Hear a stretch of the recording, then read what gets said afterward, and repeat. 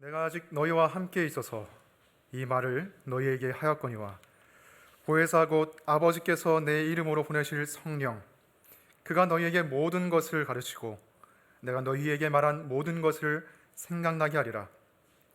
평안을 너희에게 끼치노니 곧 나의 평안을 너희에게 주노라. 내가 너희에게 주는 것은 세상이 주는 것과 같이 아니하니라. 너희는 마음에 근심하지도 말고 두려워하지도 말라. 내가 갔다가 너희에게로 온다 하는 말을 너희가 들었나니 나를 사랑하였더라면 내가 아버지께로 감을 기뻐하였으리라. 아버지는 나보다 크심이라. 이제 일이 일어나기 전에 너희에게 말한 것은 일이 일어날 때에 너희로 믿게 하려 함이라. 이후에는 내가 너희와 말을 많이 하지 아니하리니 이 세상에 임금이 오겠음이라. 그러나 그는 내게 관계할 것이 없으니 오직 내가 아버지를 사랑하는 것과 아버지께서 명하신 대로 행하는 것을 세상이 알게 하려 함이로라. 일어나라, 여기를 떠나자 하시니라. 아멘. 자리에 앉아주시기 바랍니다. 말씀을 위해서 기도하겠습니다. 하나님 아버지, 시편 말씀에 주의 말씀을 열면 빛이 비치어 우둔한 마음을 깨닫게 해주신다고 했습니다. 성령의 빛으로 우리를 조명하여 주시옵소서.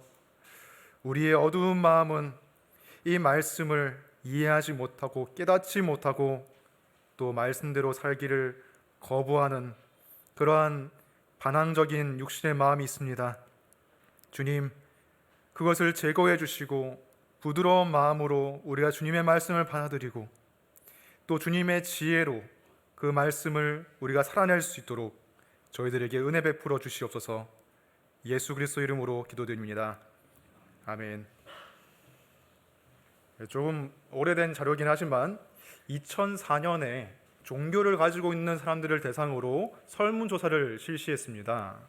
당신은 왜 신앙생활을 하십니까? 왜 종교를 가지고 있습니까? 라고 질문했을 때에 개신교인들, 기독교인들이 답했던 항목 중 가장 첫 번째는 바로 이것이었습니다. 마음의 평안.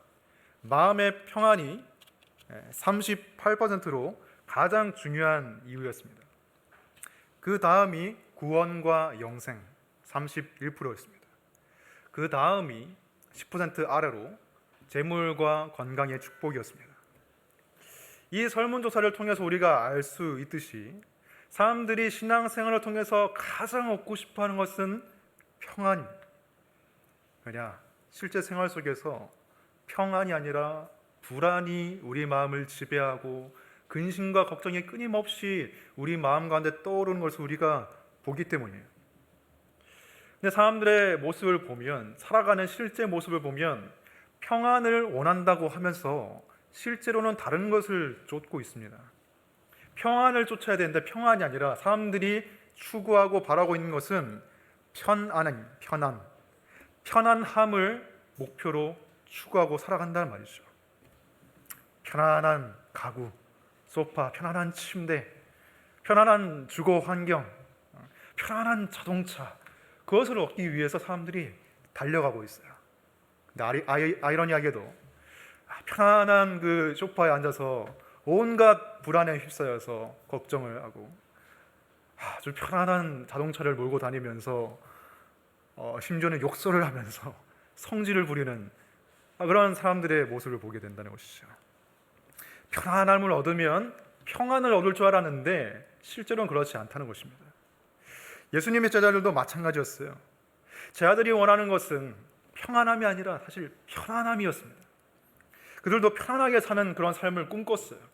그것을 위해서 3년 동안 예수님을 그렇게 고생스럽게 쫓아다녔던 것입니다. 예수님께서 새로운 이스라엘을 세우시기만 하면 우리의 팔자는 고쳐질 거야. 우리는 편안하게 살 수 있을 거야. 이 기대와 꿈과 소망을 가지고 제자들이 집을 버리고 생계를 버리고 그렇게 생업을 버리고 예수님을 따랐던 거예요. 그런데 예수님께서 그 만찬의 자리에서 제자들의 그 꿈과 기대를 산산조각내는 말씀을 하시죠. 이제 내가 너희를 떠날 거야. 이제 내가 너희를 떠날 거야. 너희는 나를 볼 수 없을 거야. 제자들은 청천벽력 같은 소리를 들은 거예요.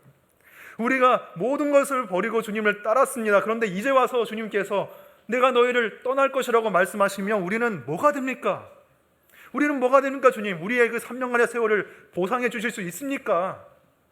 아마 제 아들 중에 많은 사람들은 이 마음의 원망과 그 불평이 이만큼까지 차올랐을 거예요.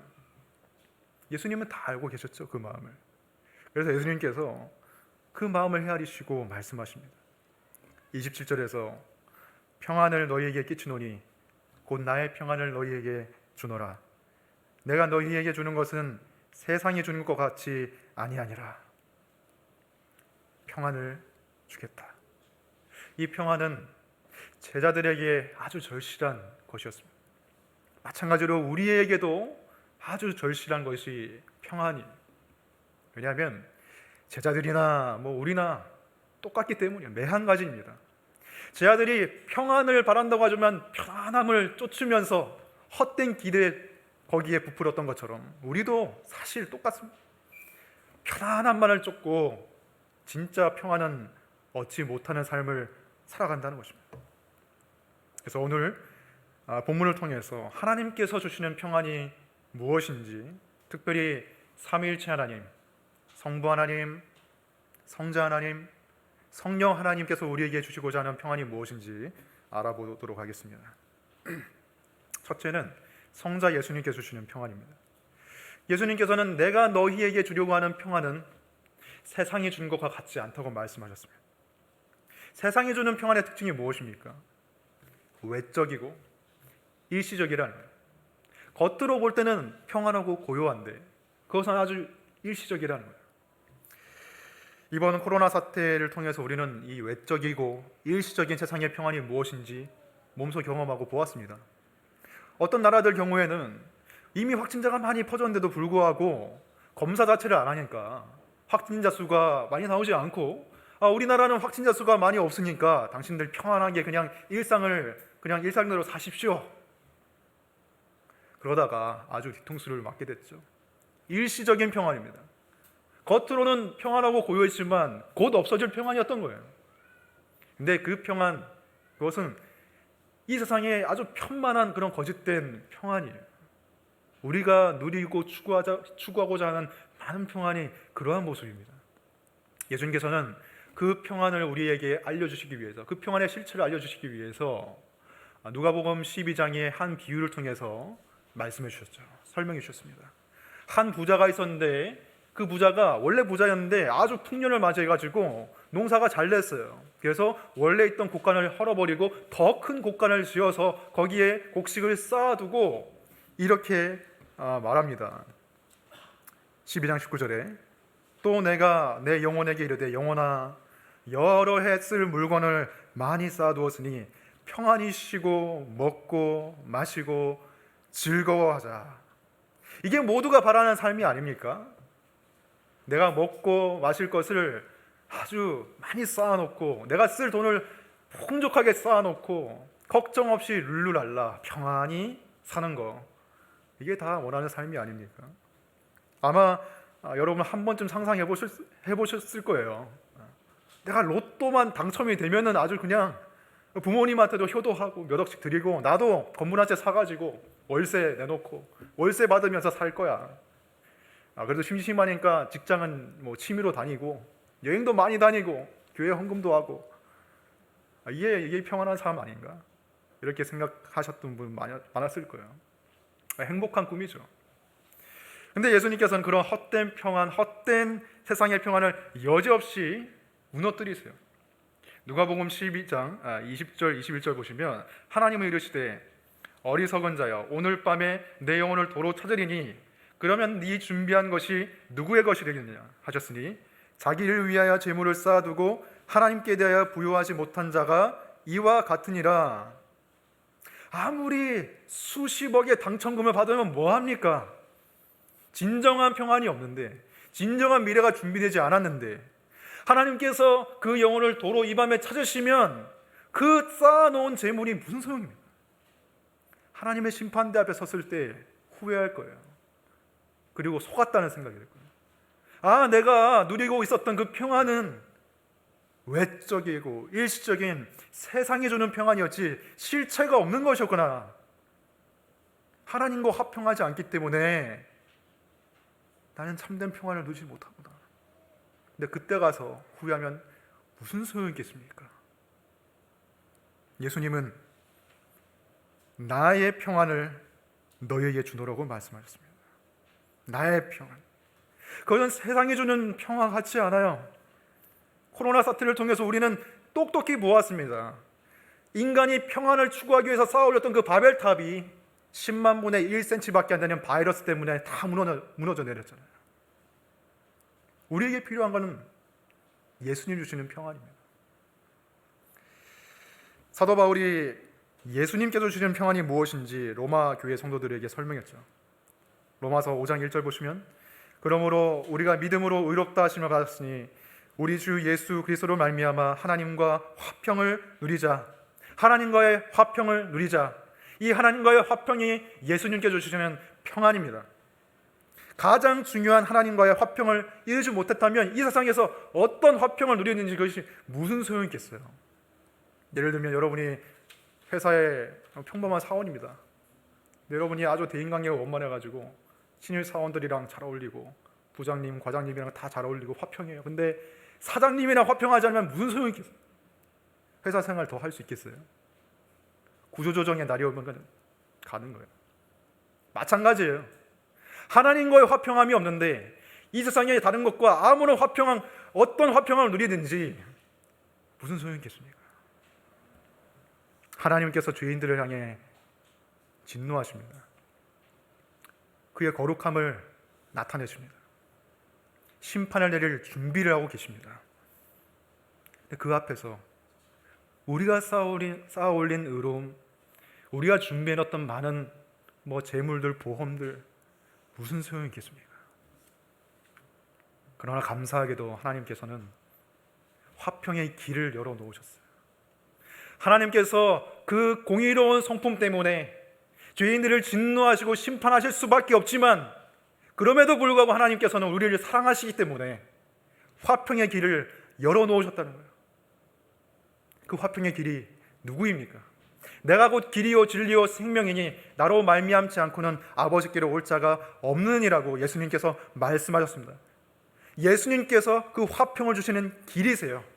그 예수님을 믿기만 하면 그 예수 그리스도께서 나를 사랑하셔서 나를 위하여 자기를 버리셨고 죽음에서 부활하셨고 사망 권세를 이기셨음을 믿기만 하면 우리는 그 화평을 누릴 수가 있어요. 혹시 이 자리에 지금도 그 화평을 알지 못하고 믿지 못하는 사람이 있다면 성령 하나님께서 믿음을 주시기를 간절히 바랍니다. 그 화평을 믿기는 하지만 누리지는 못하는 사람이 있다면 성령님께서 은혜를 주셔서 누릴 수 있게 하시기를 바랍니다.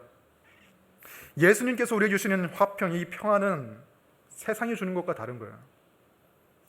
단전호흡, 요가, 명상, 특히 요즘 젊으신 분들은 유튜브를 통해서 ASMR 들으면서 막 속삭이는 그런 목소리를 들으면서 마음의 평안을 찾으려고 하는데 아주 실체가 없는 평안이죠. 쉽게 깨지는 평안입니다. 그건 주관적인 평안이에요. 내면의 소리에 집중하세요. 자연 만물의 목소리에 귀를 기울이세요. 온 우주와 연결되어 있는 느낌을 한번 가져보세요. 그건 느낌에 불과해요. 실체가 없는 평안입니다. 언제 사라질지 몰라요. 하지만 예수 그리스도께 주시는 화평이라는 것은 밝게 떠있는 그 태양처럼 늘 변함없이 그 자리에 있는 것입니다. 물론 밤이 오고 달이 뜨면 태양은 사라지죠. 근데 그것은 지구인이 관측한 그 주관적인 관측에 불과하지 우주 전체로 보면 태양은 항상 그 자리에 있어요. 태양은 항상 그 자리에 있습니다. 변함없이 밝게 빛나고 있어요. 예수님이 자신의 죽음을 통해서 하나님과 우리 사이에 이뤄놓은 그 화평도 그와 같아요. 우리의 마음에 그 평안함을 느끼지 못한 그때라도 그 화평은 여전히 그 자리에 있는 것입니다. 객관적인 실체로서 여전히 거기 그 자리에 있어서 우리의 화평을 보증하는 것이 예수 그리스도의 십자가입니다. 그래서 사도 바울은 로마서 5장 3절에서 이렇게 말하는 거예요. 다만 이뿐 아니라 우리가 환난 중에도 즐거워하나니 환난은 인내를, 인내는 연단은 소망을 이루는 줄을 알미로라. 하나님과 우리 사이에 변함없는 화평이 있기 때문에 환난이 올지라도 그 환난이 나를 향한 하나님의 안갚음, 보복, 저주, 심판이 아니라 여전히 나는 하나님의 화평 가운데 있지만 하나님께서 뜻을 가지고 그것을 허락하신 것이라는 것을 안다는 거예요. 그 고난이, 그 환난이 나를 향한 저주요 심판이 아니라 화평함 안에서 일어난 하나님의 뜻이라는 것을 우리가 알게 된다는 것입니다. 그렇기 때문에 우리는 환난 가운데서도 즐거워할 수 있다고 사도 바울이 말하는 거예요. 그렇기 때문에 그것이 우리가 사망의 음침한 골짜기를 지날지라도 주님께서 나와 함께 하신다는 그 확신을 경험하는 기회가 되는 것입니다. 그러므로 십자가를 바라보시기 바랍니다. 십자가를 바라보시기 바랍니다. 여러분이 평안할 때든지 그렇지 않을 때든지, 여러분 마음의 주관적인 생각으로 느낌으로 그것을 느끼는지 느끼지 못하든지 간에 십자가를 바라보면 그 십자가에서 이루어진 하나님과 우리 사이의 화평은 여전히 그 자리에 있다는 것을 우리가 알게 될 것입니다. 그리고 그 십자가의 나무에 열리는 그 평안의 열매를 여러분이 취할 수 있을 것입니다. 두 번째는 성령님께서 주시는 평안입니다. 비록 예수께서 제자들을 떠나가실 것이지만 예수님께서는 또 다른 보혜사를 보내주실 것이라고 말씀하셨어요. 26절에 보시면 보혜사 곧 아버지께서 내 이름으로 보내실 성령, 그가 너희에게 모든 것을 가르치시고 내가 너희에게 말한 모든 것을 생각나게 하리라. 예수님께서 더 이상 함께 물리적으로 같이 있지 못하시지만 근심하지 마라. 왜? 또 다른 보혜사를 보내줄 거기 때문에. 여기서 보혜사라는 말, 우리가 평소에 쓰지 않는 말이죠. 성경에만 있는 말입니다. 그래서 우리가 이 의미를 제대로 알기가 어려워요. 이 보혜사가 헬라어로는 파라클레토스입니다. 근데 이 파라클레토스라는 헬라어를 우리말로 번역할 때 좀 애매한 거예요. 여러 가지 뜻이 있었기 때문에. 그래서 이 파라클레토스를 음역한 것입니다. 한자어로. 예를 들면 유럽을 어르신들이 뭐라고 합니까? 구라파라고 하죠. 프랑스는 블란서라고 하잖아요. 그렇듯이 파라클레토스는 이제 보혜사라고 음역을 한 것이죠. 이 헬라어 파라클레토스는 여러 가지 뜻이 있어요. 도우시는 분, 상담자, 위로자, 변호자, 이러한 뜻이 있습니다. 근데 그것을 다 포괄할 수 있는 의미가 도우시는 분, 돕는 분이기 때문에 영어 성경에서는 이 파라클레토스를 헬퍼라고 많이 번역하고 있어요. 예수님께서는 또 다른 보혜사, 너희를 도우실 보혜사가 올 거야. 그러니 근심하지 말라고 말씀하시는데 그 우리를 도우시는 보혜사가 하시는 일이 무엇입니까? 모든 것을 가르치겠다. 모든 것을 가르치겠다. 근데 그 모든 것을 가르치는데 그것이 성령님께서 수학도 가르치시고 외국어는 방언으로 알려주시고 이런 식으로 하시는 게 아니라는 거죠. 그 모든 것이 아니라 성령님께서는 어떤 한정이 있습니다. 제한이 있어요. 그 뒤에 말씀에 나오죠. 내가 너희에게 말한 모든 것을 생각나게 하리라. 예수님이 가르쳐 주신 모든 것 가운데서 성령님께서 깨우쳐 주시고 생각나게 하신다는 것입니다. 그러니까 성령님의 사역은 성자 예수님의 사역과 분리해서 생각할 수가 없는 거예요. 떼어놓고 생각할 수가 없어요. 이 성령님은 17절 말씀에 진리의 영이라고 소개되어 있습니다. 진리가 누구입니까? 내가 곧 길이요 진리요 생명이니 예수 그리스도가 진리이잖아요. 이 성령님은 우리를 예수께로 인도하는, 진리로 인도하는 역할을 하시는 분이라는 것입니다. 특별히 이 제자들에게 있어서 중요한 사역은, 중요한 사명은 예수님의 말씀을 바탕으로 성령님의 계시를 받아서 성경을 기록하는 것이었어요. 신약 성경을 쓰는 것이었어요. 마태와 요한이 쓴 복음서라든지 베드로와 요한과 바울이 쓴 서신서, 이 모든 것들이 성령님께서 그들에게 예수님께서 하신 말씀을 가르쳐 주시고 깨우치게 해주시고 그리고 생각나게 해주셔서 기록할 수 있었던 거예요. 그래서 성경은 사람이 쓴 것이지만 동시에 성령의 감동과 영감으로 기록된 거예요. 그것을 계시라고 합니다. 계시. 근데 이 계시의 사건은 지금 이 현대를 살아가는 우리에게는 해당되지 않는 거예요. 지금 누가 하나님의 계시를 받아서 내가 이 성경과 동등한 권위의 어떤 글을 썼다, 이런 것은 다 사기이고 이단입니다. 지금 성령님께서 우리에게 주시는 것은 계시가 아니에요.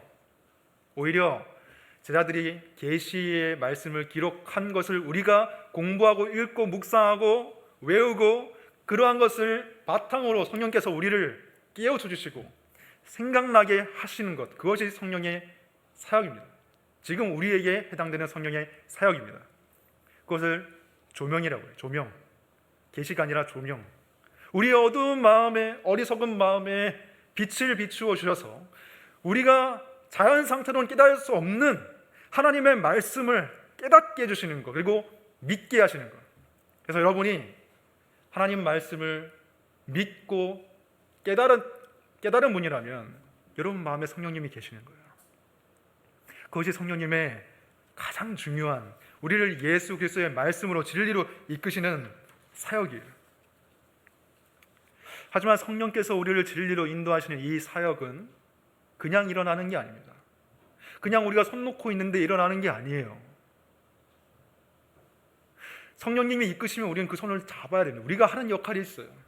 우리의 의무를 다해야 돼요.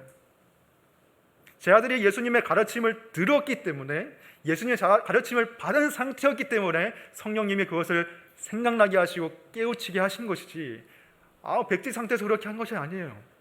우리도 마찬가지입니다. 성경 말씀을 읽고 묵상하고 외우고 공부해야지, 그때야 성령께서 역사하시는 것이지 그냥 되는 것이 아니란 말입니다. 우리에게 의무가 있습니다. 기독교인이, 크리스천이 성경을 읽지 않는다는 것은 의무를 저버리는 거예요. 선택사항이 아니거든요. 성경을 읽지 않는 크리스천이라는 말은 축구 선수가 축구를 안 하는 것과 마찬가지예요. 축구를 하지 않는 축구 선수랑 똑같은 말이에요. 아니, 축구 선수가 축구 안 하면 어떻게 축구 선수를 할 수 있겠습니까? 마찬가지예요. 우리도 성경을 읽지 않으면 기독교인으로 살아갈 수가 없습니다. 물론 성경 읽기가 우리를 구원하는 게 아니죠. 하지만 성경을 읽지 않으면 구원받은 자답게 살아갈 수가 없어요. 그 외에 길이 없습니다. 의무를 행해야 됩니다. 의무이자 특권입니다. C.S. 루이스가 시편 4색이라는 책에서 이렇게 말했습니다. 의무는 즐거움을 위해 존재하는 것입니다.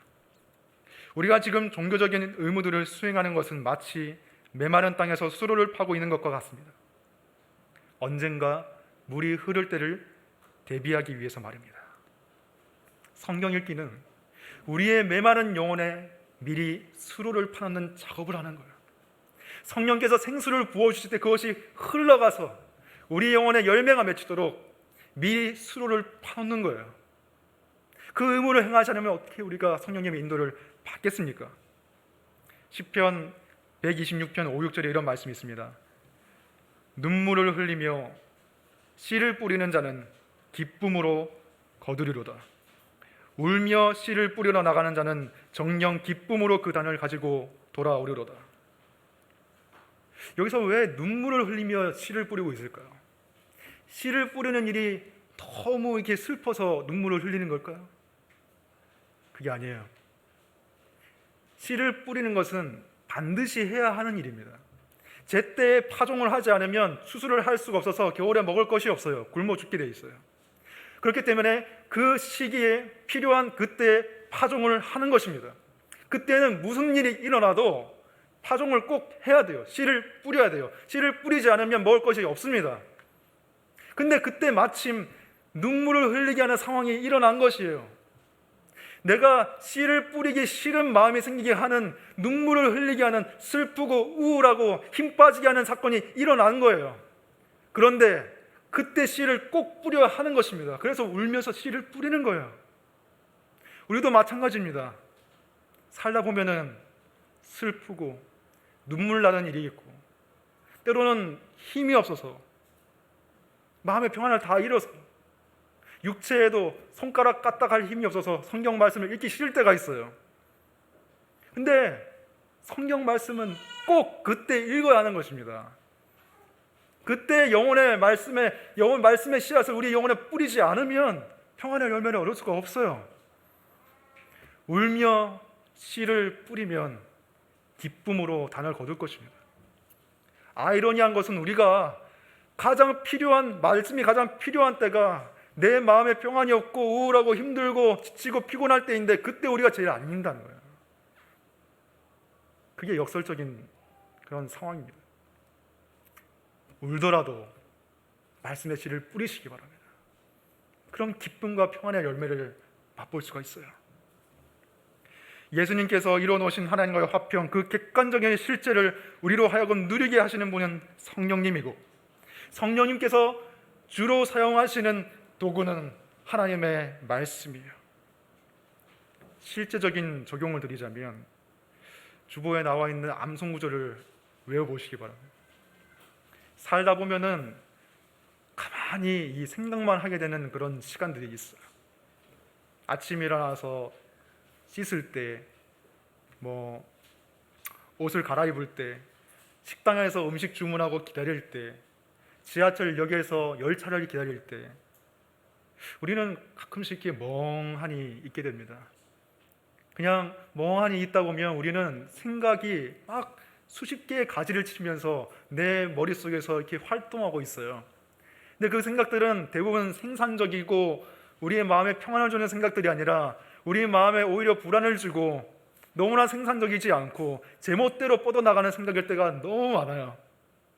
그래서 생각을 가만히 놔두고 있으면 그 고삐 뿔린 망아지처럼 내 머릿속을 돌아다니면서 내 마음을 오히려 혼란스럽게 하는 것을 여러분들 경험해 보셨을 거예요. 그때 그 마음을 가만히 두지 말고 그 마음이 하나님의 말씀을 생각하도록 한번 해보세요. 이번 주에 외울 말씀이 뭐였지? 예를 들면 잠언 3장 5, 6절 같은 거. 너는 마음을 다하여 여호와를 신뢰하고 내 명철을 의지하지 말라. 너는 범사의 그를 인정하라. 그리하면 내 길을 지도하시리라. 이런 것들을 생각하면서 있다 보면 그 생각들이 정리가 되고 마음이 하나님께로 향하게 되고 내친김에 기도까지 하게 되는 거예요. 하나님, 진리의 성령님께서 이 말씀을 제게 가르쳐 주세요. 깨닫게 해주세요. 생각나게 해주세요. 그리고 이 말씀대로 살아갈 수 있게 해주세요. 기도까지 하게 되면 그 짧은 원래는 멍 때리는 시간이 훌륭한 묵상의 시간이 되는 거예요. 이것이 성령께서 주시는 평안입니다. 성령께서 여러분을 진리로 인도하셔서 평안의 열매를 맺게 하실 것입니다. 마지막으로 성부 하나님께서 주시는 평안이 있습니다. 30절을 보시면 이후에는 내가 너희와 말을 많이 하지 아니하리니 이 세상에 임금이 오겠습니다. 그러나 그는 내게 관계할 것이 없으니. 예수님께서는 머지않아서 빠른 이 시간 안에 이 세상의 임금이 오게 될 것이라고 말씀하세요. 이 세상에 임금이 올 것이다. 근데 이 세상의 임금이 누굴까요? 그때 당시 유대를 통치하고 있던 헤롯 왕일까요? 아니면 천하를 호령하던 시저 로마 황제였을까요? 물론 그들도 세상의 임금이지만 그들의 배후에서 그들을 조종하고 그들을 노예 삼고 다스리던 실체가 있었다는 거예요. 누구입니까? 바로 사탄이에요. 예수님께서 굶주리시면서 금식하시면서 40일 동안 광야에 계셨을 때에 예수님께 찾아와서 네가 나에게 경배하면 엎드리면 내가 만국의 영광을 보여주겠다, 너에게 주겠다라고 말한 그 사탄, 이 세상의 임금입니다. 아니, 하나님이 이 세상을 다스리시는데 어떻게 세상의 임금이 사탄인가 생각할 수 있겠지만 사탄이 가지고 있는 그 주권, 사탄이 가지고 있는 그 통치란 불법적인 통치이고 하나님의 통치를 불법적으로 찬탈해서 지금 죄와 속임수와 사망의 권세로 사람들을 종노릇하게 통치하는 것이 사탄의 그런 통치입니다. 그 통치 아래 들어갔던 사람이 가룟 유다이고 사탄이 가룟 유다의 마음속에 있는 탐심을 이용해서 그의 인격 안에서 활동하면서 예수님을 팔아넘긴 거예요. 그래서 예수님께서는 지금 가룟 유다가 대제사장의 아랫 사람들과 로마 군인들을 이끌고 와서 예수님을 잡으러 오실 걸 알았어요. 그래서 이 세상의 임금이 사탄이 가룟 유다 안에서 지금 오고 있다라고 말씀하신 거예요. 그래서 내가 너희와 이후로는 말을 많이 하지 않겠다고 말씀하신 것입니다. 중요한 말씀은 30절의 마지막 부분이에요. 30절 마지막 부분을 보시면 그러나 그는 내게 관계할 것이 없으니, 그러나 그는 내게 관계할 것이 없으니라고 말씀하십니다. 이 말씀을 조금 더 이해하기 쉬운 세번역 말씀을 보면 이렇게 나와 있습니다. 그는 나를 어떻게 할 아무런 권한이 없다라고 하죠. 가룟 유다와 그 안에서 활동하는 사탄은 예수님을 어떻게 할 권한이 없다는 거예요. 그렇게 하실 수 있는 권한을 가지신 분은 오직 성부 하나님밖에 없다. 내가 잡혀가는 것은 가룟 유다 때문이 아니라 성부 하나님의 계획과 명령에 순종하는 것이라고 말씀하십니다. 그래서 31절에서 오직 내가 아버지를 사랑하는 것과 아버지께서 명하신 대로 행하는 것을 세상이 알게 하려 함이로라. 일어나라 여기를 떠나자 하시니라 라고 말씀하시는 거예요. 예수님께서 이제 곧 잡혀가실 것을 아시지만 그 평안을 유지하실 수 있었던 이유는 이 모든 것이 우연히 또는 예수님이 힘이 없어서 일어난 것이 아니라 어떤 무의미함 속에서 일어난 사건이 아니라 성부 하나님께서 계획과 의도와 의미를 가지고서 예수님께서 명령하셨고, 예수님께서는 성부 하나님을 사랑하시기 때문에 그 말씀에 순종하신다는 것입니다. 모든 것은 하나님의 주권 아래 있습니다. 모든 것은 하나님께서 예정하셨습니다. 모든 것은 하나님의 통치 아래에 있습니다. 이것이 우리에게 평안을 주는 것입니다. 우리에게 일어난 어떤 일도 하나님의 선하신 손길 밖에 있는 것은 없습니다. 먼저 말씀드리고 싶은 것은 이것이 소위 말하는 운명론과는 다르다는 것입니다. 많은 사람들이 예정과 예수님, 하나님의 계획, 주권, 이것에 반감을 가지고 있는 이유는 그것이 마치 운명론과 같이 생각되기 때문이에요. 저는 인도에 가본 적이 없지만 인도에 갔다 오신 분 또는 여행 작가들이 쓴 그런 책을 읽어보면 인도 사람들은 참 마음이 평안하고 아무런 불평도 없고 스트레스도 없이 그런 살아가는 모습을 보게 돼요. 근데 그 이유가 무엇이냐? 인도 사회 전반을 지배하고 있는 운명론 때문입니다. 내가 지금 가난한 이유는 이전의 업보 때문이고, 지금 내가 살아가는 모든 불행과 지금 상류층에 의해서 내가 억압받고 지금 탈취당하는 이 모든 것은 운명으로 정해져 있는 것이기 때문에 그냥 나는 받아들일 수밖에 없어. 그래서 그들은 이 상층부에 있는 사람들을 부러워하지도 않고 불만도 가지지 않아요. 아주 평안합니다. 모든 것을 수용해요. No problem. 근데 그 쌓여있는 그 억압, 그런 것은 있기 마련이죠. 그렇기 때문에 아주 비현실적인 발리우드 영화를 만들어서 보는 거예요. 아주 비현실적인 사랑 이야기, 비현실적으로 잘생기고 이쁜 사람들이 나와가지고 막 아주 비현실적인 액션씬을 찍고 화려하게, 근데 갑자기 뜬금없이 막 춤을 추고 노래하면서 한바탕 잔치를 벌이는 그 비현실적인 모습을 보면서 사람들이 현실의 그 아픔을 잊어버리는 것입니다. 그리고 또 현실 속에서는 그 카스트 제도 아래에서 이렇게 살아가는 거예요. 근데 어떤 사람들은 기독교가 그런 거 아니야? 라고 말하는 사람들이 있어요. 기독교가 현실에서 일어나는 것은 인간의 의지와 선택을 아무런 영향을 끼치지 못하고 하나님이 다 정해놨으니까 그냥 수용하고 받아들이고, 그러니까 감사하고 평안해라, 그 말 아닌가? 현실에서 억눌리고 힘든 것은 비현실적인 천국을 소망하면서 풀라는 거 아닌가? 과연 그럴까요? 또 한편 극단적인 다른 한편으로는 알미니안이나 자유주의자들이나 그런 사람들은 아니, 예정이라는 없어. 하나님의 계획, 주권 이런 건 없어. 다 인간의 노력과 선택에 의해서 발생하는 것이고, 역사는 신이 움직이는 게 아니라 인간이 움직이는 거야. 신이 있다면 인간의 선택을 뒷수습하는 존재겠지 라고 말하는 것입니다. 그래서 많은 세월 동안 많은 역사 속에서 사람들은 이 양극단 가운데서 하나를 선택하도록 그렇게 교육받아 왔어요. 이 양극단의 하나만 선택해라, 이분법적인 사고를 강요받고 우리는 자라왔다는 것입니다. 그러나 성경은 두 가지 모두를 말하고 있어요. 예수님께서 하나님께서 허락하지 않으면 참새 한 마리도 땅에 떨어지지 않는다고 말씀하셨어요. 그렇게 사소한 일까지도 하나님께서 세세히 간섭하신다고 말씀하셨어요. 그래서 우리에게 두려워하지 말라고 하셨습니다. 너희는 참새보다 더 귀하니라. 그런데 한편으로 예수님께서는 달란트 비유를 통해서 우리가 하나님께 받은 재능과 자원을 최대한으로 활용해서 우리가 계획하고 실행에 옮기고 부지런히 일하여서 선택하여서 하나님께 영광을 돌리라고 예수님께서 말씀하셨어요. 예수님은 두 가지 다 말씀하셨습니다. 이것이 우리의 논리로는 양립할 수 없는 것처럼 보일지 모르지만 그것은 결코 불합리하거나 결코 비이성적인 것이 아니라 우리의 이성과 합리성을 초월한 것입니다. 하나님의 합리성과 하나님의 이성 가운데서는 이 두 가지가 양립되고 있는 것이죠. 예수님도 그랬습니다. 예수님은 하나님의 주권을 믿지 못해서가 아니라 하나님의 주권을 절대적으로 신뢰하고 믿고 의존했기 때문에 자유로운 선택으로 하나님을 사랑하심으로 하나님의 말씀에 순종하여서 잡히시고 십자가에 달려 돌아가셨어요. 하나님의 주권은 우리로 하여금 오히려 자유롭게 하나님의 뜻을 선택할 수 있도록 만들어주는 것입니다.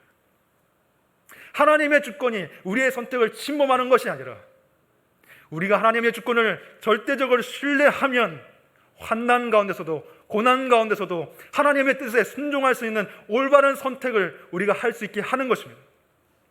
이것이 하나님의 주권과 인간의 자유의지의 올바른 관계입니다. 고난이 오고 시련이 왔을 때 두 가지 선택 앞에 우리는 놓이게 됩니다. 이 무의미함, 이 이유도 알 수 없는 고난 속에서 이것이 하나님의 죄에 대한 심판과 저주와 나에 대한 안갚음이라고 생각하면서 원망하고 불평함 가운데 계속 살아갈 것인가? 아니면 아니야, 이 가운데도 지금은 내가 모르지만 하나님의 뜻이 있어. 나는 여전히 하나님의 선하신 전능하신 손길 안에 있어 라고 생각하면서 평안을 선택하고 하나님의 길을 그럼에도 불구하고 걸어가기를 선택할 수가 있다는 것입니다. 그 두 길이 우리 앞에 놓여 있다는 거예요. 그리고 하나님의 주권은 우리와 하여금 평안의 길을 걸어가도록 만들어줍니다. 예수님은 하나님의 주권에 순복하고 순종하는 선택을 하셨기 때문에 마귀의 주권에 넘어가지 않은 것입니다. 여러분, 무슨 일이 일어나더라도 하나님의 주권을 신뢰하고 평안을 찾으시기 바랍니다. 왜냐하면 어떤 고난이 여러분에게 오더라도 그 고난은 하나님이 여러분을 향해서 저주를 부으시거나 심판하시는 것이 아니기 때문입니다. 성자 예수님께서 여러분을 위해 죽으심으로 화평을 이루셨고 여러분이 그것을 느끼지 못한다 할지라도 그 화평함은 여전히 그 자리에 있는 것입니다. 그리고 성령 하나님께서 여러분의 어두운 마음을 밝혀주셔서 진리를 가르쳐 주시고 깨우치고 생각나게 해주실 것입니다. 그리고 성부 하나님께서 그 주권적인 계획 속에서 그 선하신 뜻 가운데서 우리를 지켜주시고 환난 가운데서도 우리가 즐거워하고 환난 인내는 연단을 소망을 낳게 해주실 것을 믿으시기 바랍니다. 이것이 삼위일체 하나님의 평안입니다. 기도하시겠습니다.